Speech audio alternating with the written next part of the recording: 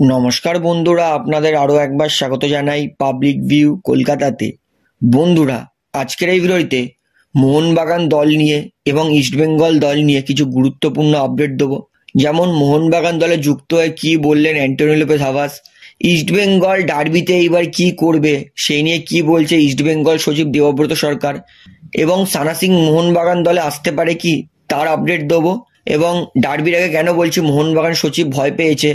আজকের এই ভিডিওতে এই সমস্ত বিষয় কিন্তু বিস্তারিতভাবে আলোচনা করা আছে, তাই অনুরোধ করে রাখবো ভিডিওটা অবশ্যই শেষ পর্যন্ত দেখবেন। এবং ভিডিওটা শুরু করার আগে বলে রাখি, যেহেতু এইখানে আপনারা খেলার সমস্ত রকম আপডেটস পেয়ে যাবেন, তাই অবশ্যই পাবলিক ভিউ কলকাতা এই চ্যানেলটিকে সাবস্ক্রাইব করে বেল আইকন প্রেস করে অল করে রাখবেন। তাহলে বন্ধুরা, সবার প্রথমে জানাই অ্যান্টোনি লোপেজ হাভাস মোহনবাগান দলে যুক্ত হয়ে মোহনবাগান দল সম্পর্কে কি বলেছে। অ্যান্টোনি লোপেজ হাভাস গতকাল মোহনবাগান দলে যুক্ত হয়ে গেছেন এবং তিনি যুক্ত হয়ে বলেছেন, আমি চেষ্টা করব মোহনবাগান সুপার জায়েন্টকে সেরা করার, সবুজ বেরুন সমর্থকদের প্রত্যাশা পূরণের। এই শহর আমাকে অনেক সম্মান ও সাফল্য দিয়েছে, সেই পরম্পরা বজায় রাখার চেষ্টা করব এবং মোহনবাগান সুপার জায়েন্টকে চ্যাম্পিয়ন বানানোর চেষ্টা করব। অর্থাৎ মোহনবাগান দলে যুক্ত হয়েই কিন্তু মোহনবাগান দলকে আবার চ্যাম্পিয়ন করবে এমনটাই কিন্তু আশ্বাস দিচ্ছেন সমর্থকদেরকে মোহনবাগান দলের interim head coach Antonio Lopez হাভাস। তো দেখা যাক হাভাস নিজের কথা অনুযায়ী কতটা প্রত্যাশা পূরণ করেন। তো বন্ধুরা, এইবারে আপনাদেরকে জানাই সানা সিং আসতে পারে মোহনবাগান সুপার জায়েন্টে, সেটাও আবার লোন ট্রান্সফারে। আজকে নির্মলা পাল তিনি টুইট করে জানিয়েছেন যে মোহনবাগান দলে যুক্ত হতে পারে চিংলিং সানা সিং লোন ট্রান্সফারে, অর্থাৎ আগামী 6 মাসের জন্য। তো নির্মলা পাল তিনি কিন্তু বলেছেন সানা সিং লোন ট্রান্সফারে মোহনবাগান দলে আসতে পারে, কথাটা অনেকটাই কিন্তু পাকাপাকি হয়েছে। তবে এই আপডেটটা কতটা সত্যি না কতটা মিথ্যে সেটা কিন্তু আমি বলতে পারছি না। নির্মলা পালের কিছু খবর সত্যি হয়, কিছু খবর মিথ্যে হয়। যাই হোক, আপডেটটা বেরিয়েছে বলে আমি আপনাদেরকে জানালাম যে তিনি জানিয়েছেন যে মোহনবাগান দলে যুক্ত হতে পারে চিংলিং সানা সিং। তো দেখা যাক এই আপডেটটা কতটা সত্যি, আমি কিন্তু খোঁজ করার চেষ্টা করছি, যদি পাকাপাকি আপডেট হয় সেটাও কিন্তু আমি আপনাদেরকে জানিয়ে দেবো, অথবা যদি এইটা নির্মলা পাল একটা রুমার ছড়িয়ে থাকে সেটাও কিন্তু আমি আপনাদেরকে জানিয়ে দেবো। তো তার জন্য কিছু সময় ওয়েট করুন। তো বন্ধুরা, এইবারে বলি ডার্বির আগে কি বলছে ইস্টবেঙ্গল সচিব দেবব্রত সরকার। এই মুহূর্তে খুব ভালো ফুটবল খেলছে ইস্টবেঙ্গল দল।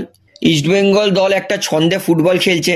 আইএসএল এর লাস্ট কিছু ম্যাচ এবং সুপার কাপের 2টো ম্যাচ খুব ভালো খেলেছে ইস্টবেঙ্গল, এবং বর্তমানে দল একটা ছন্দে আছে। এই জন্যই অনেকটা কনফিডেন্স, অনেকটা আত্মবিশ্বাসী লাগছে দেবব্রত সরকারকে।